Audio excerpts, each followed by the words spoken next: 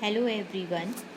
आज हम प्रदत्त व्यवस्थापन के लाभ और हानियाँ करेंगे। हानियों को इससे पैदा होने वाले खतरे भी कहा जाता है, या ये कहें कि प्रदत्त व्यवस्थापन से पैदा होने वाले खतरे क्या क्या हैं। प्रदत्त व्यवस्थापन का अर्थ और उसके विकास के कारणों को हम इससे पिछली वीडियो में कर चुके हैं। उसका लिंक मैं इसके आपको कैप्शन बॉक्स में भी डाल दूँगी।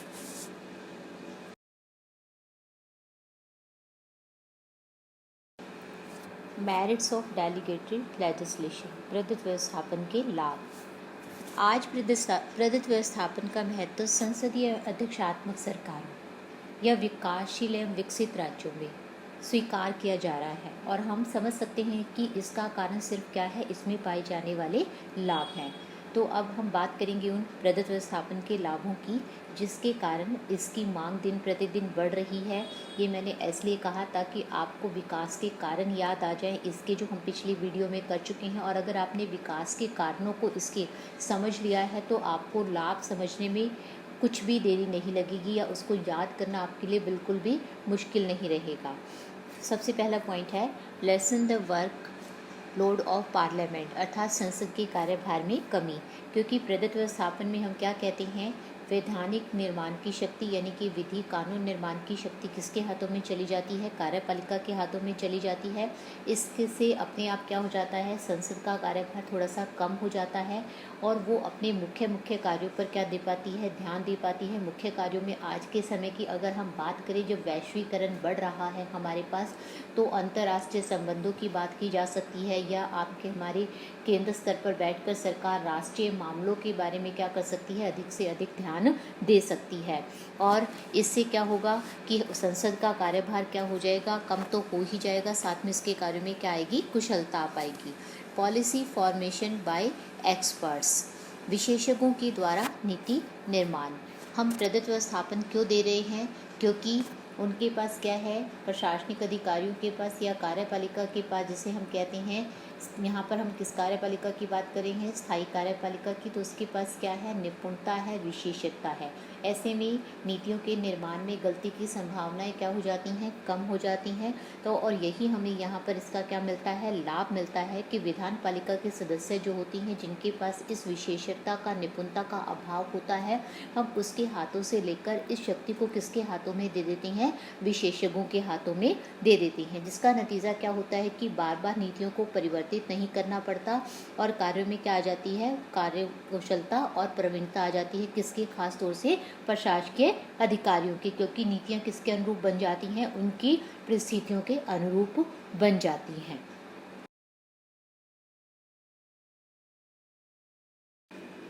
नेक्स्ट पॉइंट है फ्लेक्सिबिलिटी पॉसिबल, लचीलापन संभव। प्रदत्त विधान का एक लाभ है कि इसमें लचीलेपन का गुण आता है। किसकी बात कर रहे हैं हम, प्रशासनिक अधिकारी के कार्यों की बात कर रहे हैं, यानी कि कार्यपालिका जिनके माध्यम से नीतियां लागू कर रही है, उस कार्य की बात कर रहे हैं। उसमें क्या जाता है, लचीलापन आ जाता है। प्रदत्त व्यवस्थापन के कारण उसे क्या मिल जाती है, विधि निर्माण की शक्ति मिल जाती है, उसे परिवर्तित करने की शक्ति मिल जाती है, और वह कठोरता से नियमों को से बच जाता है, परिस्थितियों को समय पर संभाल लेता है। और जिस प्रकार की आज के विकासशील और प्रौद्योगिकी युग के समय में नीतियां परिवर्तित हो रही हैं, तेजी से बदल रही हैं, उन परिस्थितियों के अनुसार वो अपने आप को क्या लेता है, ढाल लेता है। और ये सिर्फ किसके द्वारा संभव है, हम फिर वही बात कर रहे हैं, सिर्फ प्रदत्त व्यवस्थापन के द्वारा संभव है। क्योंकि अगर प्रदत्त व्यवस्थापन नहीं होता है तो उसे किसी भी नीति में यदि परिवर्तन करना है बदलती हुई परिस्थिति के अनुसार, तो उसे संसद से स्वीकृति लेने के लिए पदसोपान की विधि का प्रयोग करना पड़ेगा, कठोरता से नियमों का पालन करना पड़ेगा, जिसके कारण कार्यों में देरी भी हो जाएगी, और परिस्थितियां हो सकता है और ज़्यादा अधिक क्या हो जाएं, परिवर्तित हो जाएं या भयानक हो जाएं। ऐसे में हमारे पास क्या है, जो ये प्रत्यायोजित जो हमें नियम प्राप्त होते हैं हमारे प्रशासनिक अधिकारियों को प्रदत्त व्यवस्थापन के माध्यम से, उससे क्या हो जाता है, हम संसदीय कानूनों की अपेक्षा परिस्थितियों को आसानी से जल्दी से संभाल सकते हैं, और अधिक तेजी से उन कार्यों को क्या क्या किया जा सकता है, परिस्थितियों के अनुसार पूरा किया जा सकता है। उसके बाद है next point, consolation with affected groups is possible, प्रभावित विचार वर्गों से विचार विमर्श संभव। प्रदत्त विधान के कारण क्या हो जाता है, हमारे पास हम उन सदस्यों से या उन लोगों से, उन वर्गों से क्या कर सकते हैं, सीधा बातचीत कर सकते हैं, जिसके कारण इन नियमों में परिवर्तन के कारण क्या होने वाला है, प्रभाव पड़ने वाला है। परंतु हमारी संसद के लिए ये संभव नहीं है, क्योंकि हमारे जो जनप्रतिनिधि हैं, संसद के जो सदस्य हैं, वो जनता से क्या होते हैं, बहुत दूर होते हैं, उनके साथ उनका सीधा संपर्क नहीं होता। इसकी अपेक्षा हमारे प्रशासनिक अधिकारियों का जनता के साथ सीधा संपर्क होता है, और उनके लिए संभव है कि वो उन प्रभावित वर्गों से, लोगों से क्या कर सके, सीधा संपर्क स्थापित कर सके और उनकी आवश्यकताओं के अनुसार क्या कर सके, उनमें परिवर्तन कर सके। इसका लाभ क्या होगा कि सरकार के सामने बार बार ये समस्या नहीं आएगी उनको लागू करवाने में, या उनके लिए बार बार परिवर्तन की मांग नहीं उठेगी। और डॉक्टर वाइट ने भी इसीलिए कहा है इस लाभ को कि नियम निर्माण में बहुधा सरकार एवं संबंधित हितों में परामर्श संभव होता है, जिसके फलस्वरूप उनमें विस्तृत समझौता हो जाता है और नियम का पालन क्या हो जाता है, स्वीकार्य बन जाता है। यानी कि किसके लिए स्वीकार्य बन जाता है, जनता के लिए। न प्रशासन जिस भी प्रकार से उन नियमों को लेकर आता है, जनता उसको क्या कर लेती है, स्वीकृत कर लेती है। और वो सिर्फ किसके द्वारा ही संभव है, इतनी आसानी से हमारे पास उनसे विचार विमर्श करके, किसके, प्रशासनिक अधिकारियों के द्वारा।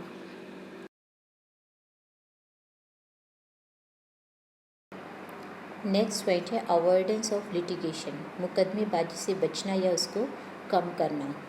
यदि सरकार या प्रशासन जनता की आवश्यकताओं के अनुरूप नीतियाँ नहीं बनाती है, तो हमें पता है कि आज के प्रजातांत्रिक राज्य में जनता कहाँ चली जाती है, उसके विरुद्ध अब न्यायपालिका में चली जाती है, केस कर देती है, मुकदमेबाजी की अवस्थाएं पैदा हो जाती हैं। इससे बचने के लिए वो कहता है कि हमारे पास सबसे उपयुक्त साधन आज कौन सा दिखाई देता है, हमारा प्रदत्त व्यवस्थापन। क्योंकि प्रदत्त विधान की नीति किससे होती है, एक तो जो आपके संबंधित ग्रुप हैं या समूह जिसे हम कह रहे हैं, प्रभावित वर्ग जिसे आप कहते हो, उनसे विचार विमर्श करके, जनता की आवश्यकताओं को जानकर, पूरे आंकड़े इकट्ठे करके वो क्या कहता है, नीतियों को विस्तृत रूप देता है, उसे क्या करता है, परिवर्तित करता है। और इस प्रकार से जनता के अनुकूल होने के कारण जनता और प्रशासन के बीच में कैसा संबंध बना रहता है, अच्छा बना रहता है, और उनमें मुकदमेबाजी अपने आप क्या हो जाती है, कम हो जाती है या अपने आप दूर हो रहती है।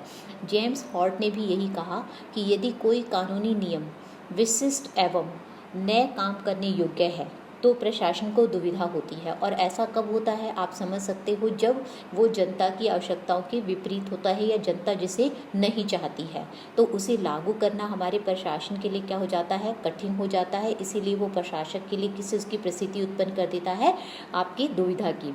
उस ऐसी परिस्थिति में क्या है, प्रशासक को क्या करेगा, उसे या तो न काम करने योग्य से ही काम करने का प्रयत्न करना चाहिए, और इस प्रकार क्या होगा, मुकदमेबाजी खड़ी कर देगा और कानून के वास्तविक मंतव्य को समाप्त कर देगा, और फिर कानून को क्या कर देगा, भुला देगा।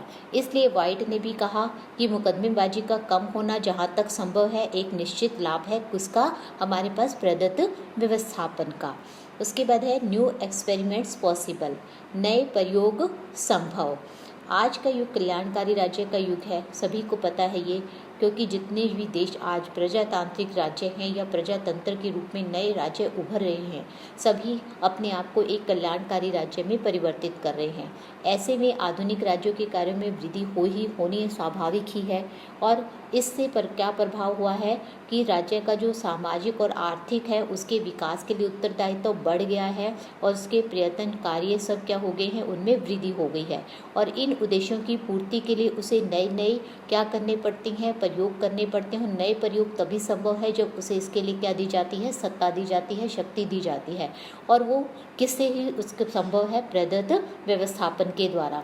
क्यों, क्योंकि जैसी ही परिस्थितियाँ पैदा होंगी उसी के अनुरूप यदि नीति को थोड़ा सा परिवर्तित कर दिया जाए और वो सफल हो जाए, तो वो एक तरीके से कैसा प्रयोग सफल हो जाता है, हमारे लिए एक सफल प्रयोग हो जाता है, जिसे हम दूसरी जगह पर क्या कर सकते हैं, एक उदाहरण के रूप में लागू कर सकते हैं।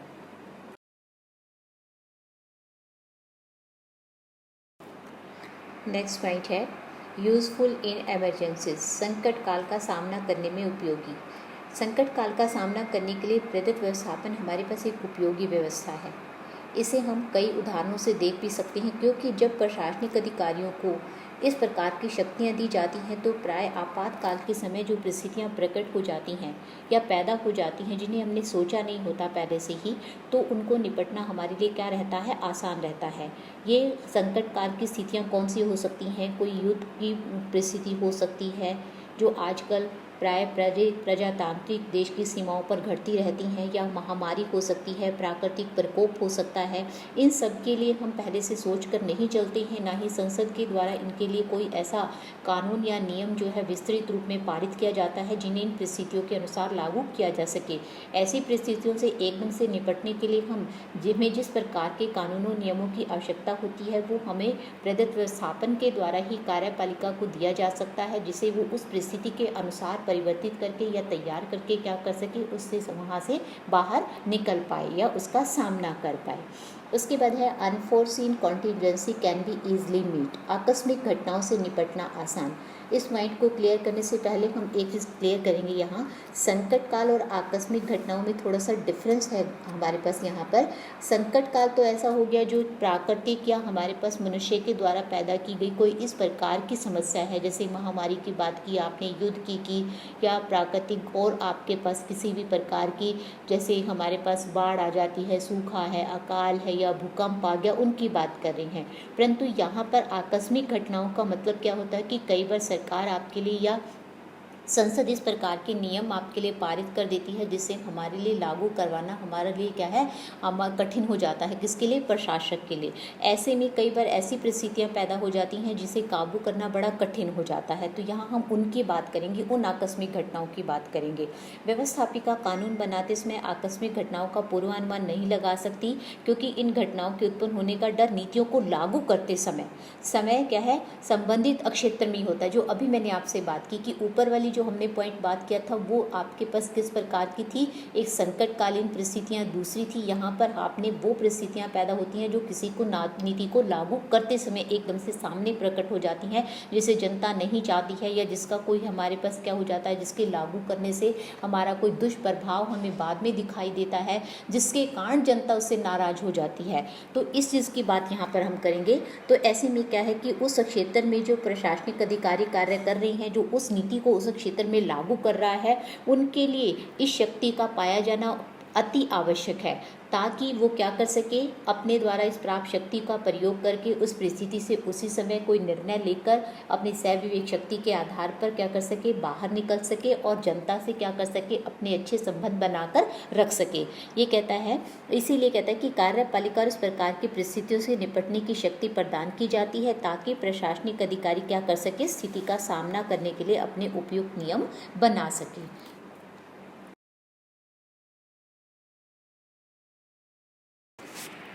डिमेरिट्स और डेंजर्स ऑफ डेलीगेटेड लेजिस्लेशन, अर्थात प्रदत्त व्यवस्थापन की हानियाँ या खतरे। प्रदत्त विधान के हमने अभी इतने सारे लाभ किए, परंतु लाभों के साथ साथ हमें इसमें कुछ हानियाँ या उससे पैदा होने वाले खतरे भी दिखाई देते हैं, और इनका वर्णन कई विद्वानों ने अपने शब्दों में किया है। परंतु इनकी चर्चा आगे करने से पहले मैं आप लोगों से एक बात कहना चाहूँगी कि जो भी स्टूडेंट्स आपके पास कंपटीशन की तैयारी कर रहे हैं वो इनको थोड़ा ध्यान से सुने और याद रखें कि विद्वानों ने किन प्रकार से इसकी आलोचना की है या इसकी हानियों या खतरों के बारे में बात की है। जैसे एलन ने इसे नौकरशाही की विजय कहा है, अर्थात किसकी, प्रशासनिक अधिकारियों की क्या हो गई है, विजय हो गई है। वो अपनी इच्छा अनुसार क्या कर रहे हैं, नीति बना रहे हैं और अपनी सहूलियत अनुसार ही उसके ऊपर कार्य करते हैं। सर जॉन मैरियट ने क्या कहा कि प्रदत्त विधान से कानून के शासन को नया भय उत्पन्न हो गया है। कानून का शासन से अभिप्राय क्या है कि जिस भी देश में कानून का शासन है, जैसे भारत में भी कानून का शासन है, तो वहाँ पर हमारे पास कानून के सामने सभी नागरिक या आपका प्रशासनिक अधिकारी या कोई भी व्यक्ति जो है वो उसके सामने समान है।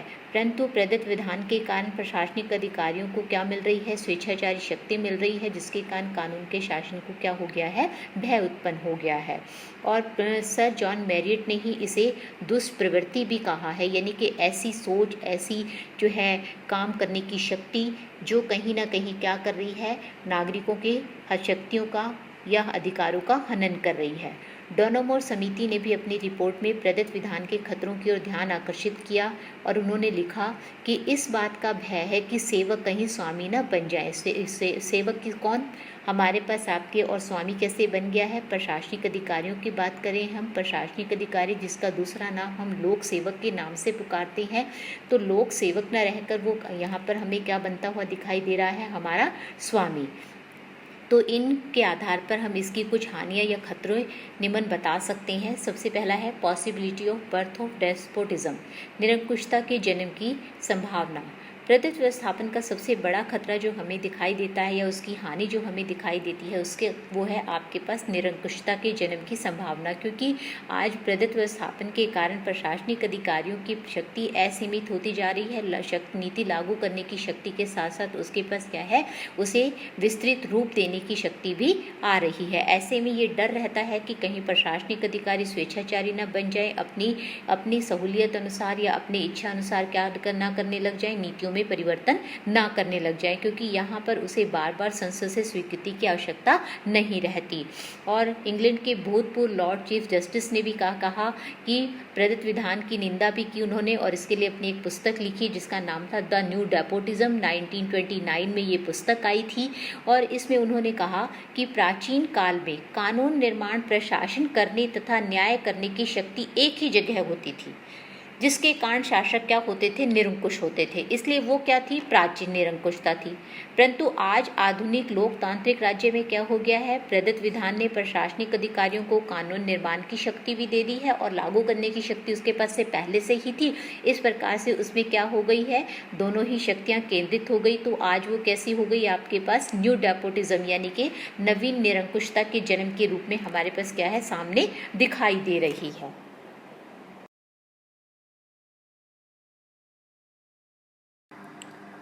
Deterioration of sovereign legislative power of parliament, संसद की सार्वभौमिक शक्ति का हनन। वो कहते किसी भी देश की राजनीतिक व्यवस्था में संसद या विधानमंडल का मुख्य कार्य विधि निर्माण का होता है। अगर हम इसकी थोड़ी सी खुलकर बात करें तो भारत में जहाँ पर संसदीय शासन प्रणाली है तो वहाँ भी हमें पता है विधानपालिका, कार्यपालिका, न्यायपालिकाएं तीनों हमारे पास वो शाखाएं हैं जो अपने अपने क्षेत्र का कार्य करती हैं। अर्थात विधानपालिका जो हमारे पास किसका कार्य करती है, नीति निर्माण का। इसी प्रकार से जहाँ पर अध्यक्षात्मक शासन प्रणाली है वहाँ भी आपकी एक विधानपालिका है, विधानमंडल है जो क्या करता है, नीति निर्माण का कार्य करता है। परंतु प्रदत्त व्यवस्थापन के फलस्वरूप क्या हो जाता है, संसद या विधानपालिका या विधानमंडल अपनी नीति निर्माण की शक्ति किसे दे देती है, हमारे पास आपकी कार्यपालिका को अर्थात प्रशासनिक अधिकारियों को दे देती है।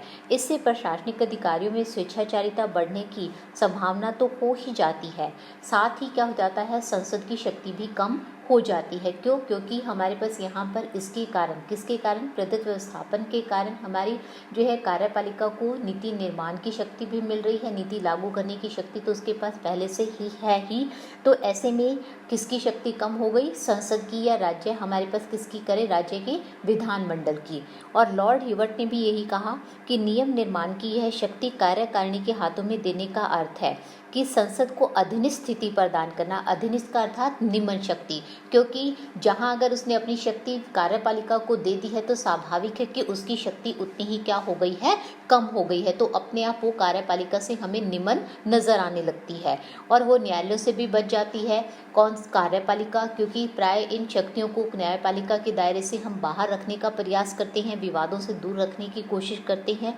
और ऐसे में क्या हो गया, कार्यकारिणी की शक्ति क्या हो जाती है, अत्यधिक बढ़ जाती है, अप्रतिबंधित अर्थात बिना किसी नियंत्रण के हो जाती है, जिससे उसमें स्वेच्छाचारिता अपने आप आना क्या है, स्वाभाविक है। और कहीं ना कहीं वह पार्लियामेंट अर्थात संसद को क्या कर देती है, अपने से निमन कर देती है। उसके बाद है consolidation with institutions and not with public. नियमों के लिए विचार विनिमय संस्थाओं से होता है, जनता से नहीं। जब हमने इसके लाभों की बात की थी तो हमने कहा था प्रभावित हितों से क्या हो जाता है, इसके द्वारा जो है हमारे पास क्या है, परामर्श संभव हो पाता है, उन्हीं के अनुसार नीतियां कानून बन पाती हैं। परंतु वास्तविकता या व्यवहारिकता तो ये है कि सब आम जनता से कोई संपर्क स्थापित नहीं हो पाता। प्रभावित हितों के जो है हम क्या करते हैं, नेताओं से, प्रतिनिधियों से ही क्या करते हैं, विचार विनिमय करते हैं, जिसके कारण कहीं ना कहीं क्या है कि हमारे पास आम जनता फिर भी क्या हो जाती है, पूर्णतः लाभान्वित नहीं हो पाती। और प्रदत्त व्यवधान का लाभ किसको मिल जाता है, सिर्फ आपके पास प्रशासनिक अधिकारियों को ही प्राप्त होता है, क्योंकि वो अपनी इच्छाओं अनुसार इसका नाम लेकर क्या कर जाता है, शक्ति का प्रयोग कर जाता है। इसीलिए इसने कहा कि प्रदत्त विधान की जनता की राय न लेकर क्या हो जाता है, सिर्फ कुछ महत्वपूर्ण संस्थाओं की सलाह ली जाती है, जो अभी हमने बात की, या प्रशासकीय अधिकारी सिर्फ उन बातों का ही ध्यान रखता है जो प्राय वो आपके ऊपर की संस्थाएं कहती हैं, उनको खुश रखता है। आम जनता क्या हो जाती है, इससे दूर रह जाती है।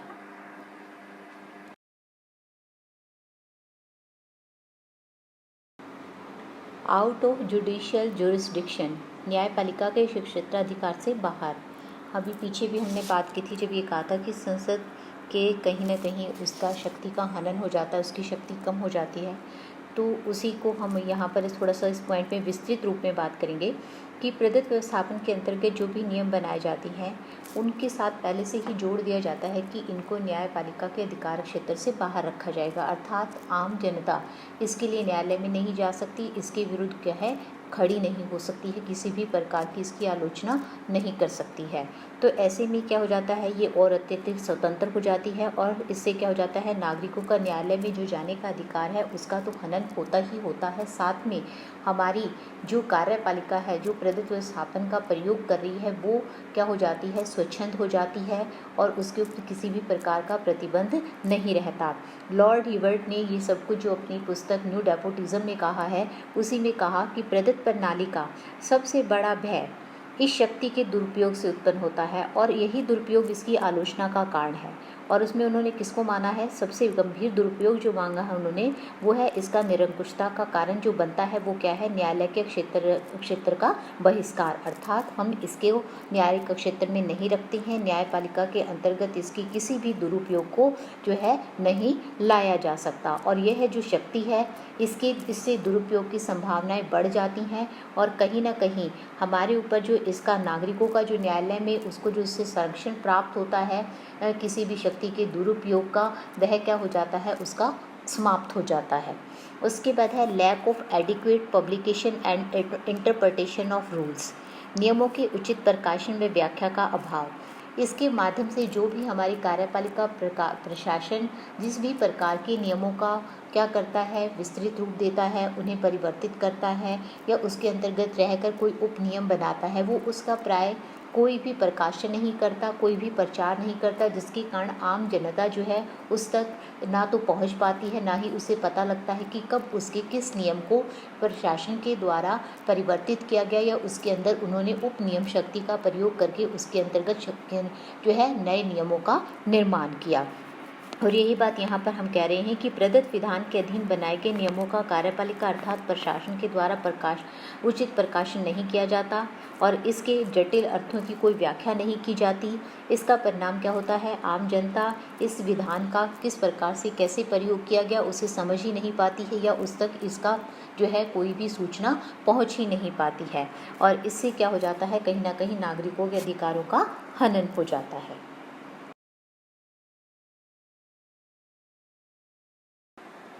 फ्लेक्सिबिलिटी में प्रूव डेंजरस, लचीलापन घातक सिद्ध हो सकता है।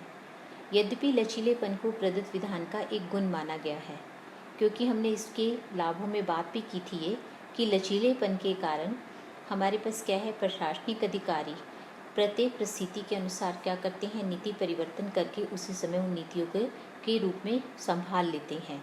परंतु नियमों को यदि बार बार परिवर्तित किया जाए तो उसका भी परिणाम कभी अच्छा नहीं होता। मैं यहाँ पर आपको एक एग्जाम्पल देकर बात कर सकती हूँ कि जिस प्रकार से आपके पास मान लो कोई स्प्रिंग है, चाहे वो पेन है स्प्रिंग वाला, यदि आप बार बार उसको क्या करते रहोगे, छेड़ते रहोगे, तो धीरे धीरे क्या होगा, वो अपने क्या होगा, वास्तविक रूप को खो देगा। कुछ ऐसा ही यहाँ पर है, यदि नियमों को, नीतियों को बार बार परिवर्तित किया जाएगा तो धीरे धीरे वो क्या है, अपना मूल रूप खो देंगे और हमें समझ ही नहीं आएगा कि इन नीति को कहाँ पर कितना कैसे क्यों परिवर्तित किया गया। या हम दूसरी भाषा में कह सकते हैं कि इस प्रकार से बार बार इनको बदलने से या तेजी से बदलने से नतीजा क्या होगा, नीतियों में अनिश्चितता आ जाएगी और आपके प्रशासनिक अधिकारियों के कार्यों में अराजकता की भावना पैदा हो जाएगी। अमेरिका जैसे विकसित देश जो है वो इस हानि को भुगत चुका है और इसका एक अच्छा एग्जाम्पल है। उसके बाद इनएडिक्वेट एंड इनइफेक्टिव पार्लियामेंट्री कंट्रोल, अपर्याप्त एवं अप्रभावी संसदीय नियंत्रण। भारत में अगर हम बात करें तो हमारे पास एक संसदीय समिति है, कमेटी ऑन सबऑर्डिनेट लेजिस्लेशन, यानी कि हमारे पास अधिनिष्ठ विधान के ऊपर नियंत्रण करने के लिए एक समिति है। और राज्यसभा की समिति है जिसका वर्णन आर्टिकल 204 से 212 तक किया गया है, जिसमें उसके निर्माण अर्थात गठन, कार्य शक्तियों या उस पर जो है उसकी कार्य अवधि सब कुछ उसमें वर्णन है। उसके अनुसार इसमें 15 सदस्य होते हैं अध्यक्ष सहित, और इसका उत्तरदायित्व क्या है? प्रदत्त व्यवस्थापन की शक्तियों का जो प्रयोग किया जा रहा है उसको यह देखना कि प्रशासनिक अधिकारी उसका सही प्रयोग कर रहे हैं या नहीं, संसदीय अधिनियमों के विरुद्ध जाकर तो शक्ति का प्रयोग नहीं हो रहा है। परंतु व्यवहारिक रूप में यह समिति कभी भी अपनी निश्चित बैठकें नहीं कर पाती, जिसका नतीजा क्या है कि संसदीय नियंत्रण क्या हो रहा है? अपर्याप्त हो रहा है। और हमारे पास क्या हो रहा है? जिसके का कार्यपालिका क्या बनती जा रही है? स्वेच्छाचारी बनती जा रही है, क्योंकि संसद जिसने स्वयं अपनी शक्ति दी हुई है वह स्वयं ही इस पर अपना नियंत्रण पर्याप्त रूप में नहीं कर पा रही। और इस अपर्याप्त संसदीय नियंत्रण को ही डोनोमोर समिति ने प्रदर्शित करते हुए कहा था कि कहीं सेवक मालिक ना बन जाए, अर्थात कहीं प्रशासनिक अधिकारी जो एक लोक सेवक के रूप में हमने नियुक्त किए हैं, उनकी भर्ती की है, वो कहीं क्या ना बन जाए, जनता के स्वामी न बन जाए।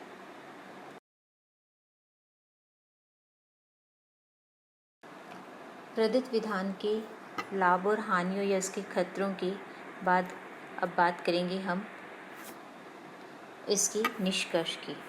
कहता है प्रदत्त विधान एक आवश्यक बुराई है। देखो यहाँ हम दो चीज़ों की बात कर रहे हैं, यानी कि ये कह रहे हैं ये आवश्यक भी है और ये साथ में कैसी है, एक बुराई भी है। तो इसकी हम अलग अलग बात करते हैं थोड़ा सा खोल के। वो कहता है आवश्यक क्यों है? क्योंकि इसके लाभों से ये चीज़ क्लियर हो जाती है, जैसे आपके ने कहा कि संसद के कार्यभार को कम कर देता है, या तकनीकी निपुणता के कारण हमारे लिए ज़रूरी हो जाता है, हमारी जो है इन कमियों को पूरा करता है। लचीलेपन का जैसा गुण है उसके कारण भी ये समय पर परिस्थितियों को संभाल लेता है। इन सब के कारण हमें इसकी अनिवार्यता या इसकी आवश्यकता दिखाई देती है। परंतु हम इसे बुराई क्यों कहते हैं? क्यों? वो इसकी हानियों से स्पष्ट हो जाती है, इसके पैदा होने के भय से, जो हमारे पास खतरों का जो भय है उससे स्पष्ट हो जाती है। क्योंकि इसके कारण सत्ता जो आपके पास प्रशासन प्राप्त कर रहा है उसमें क्या आ जाती है? स्वेच्छाचारिता आ जाती है या आने का हमेशा भय रहता है। परंतु हम साथ में ये कहना चाहेंगे, यदि हम कुछ सुरक्षा कवचों को अगर इसके साथ में अपनाएं तो अवश्य ही इसकी इस बुराई को क्या किया जा सकता है, इसके भय को, इसकी हानियों को क्या किया जा सकता है? कम किया जा सकता है। इसके सुरक्षा कवचों में हम किस चीज़ को अपना सकते हैं? जैसे इसकी सीमाओं को कुछ निश्चित कर दिया जाए, स्पष्ट कर दिया जाए, इसका प्रकाशन आवश्यक हो जाए, या संसद के द्वारा जो है इसका निश्चित परीक्षण किया जाए और न्यायपालिका के दायरे में इसको रखा जाए आदि। तो इसके बाद डोनोमोर समिति ने भी यही कहा कि इसकी आवश्यकता को स्वीकार करते हुए डोनोमोर समिति ने क्या कहा है? प्रदत्त विधान निर्माण की प्रणाली कुछ निश्चित उद्देश्यों के लिए कुछ सीमाओं तथा सुरक्षा के अंतर्गत वैध तथा संवैधानिक दृष्टि से क्या है? वांछनीय है। अर्थात डोनोमोर समिति ने भी कहीं ना कहीं इसको हमारी इन सुरक्षा कवचों के साथ क्या माना है? एक आवश्यक जो है हमारे पास ऐसी प्रणाली माना है जो कहीं ना कहीं अपनी बुराइयों को क्या कर देती है? समाप्त करती है या कम कर रही है।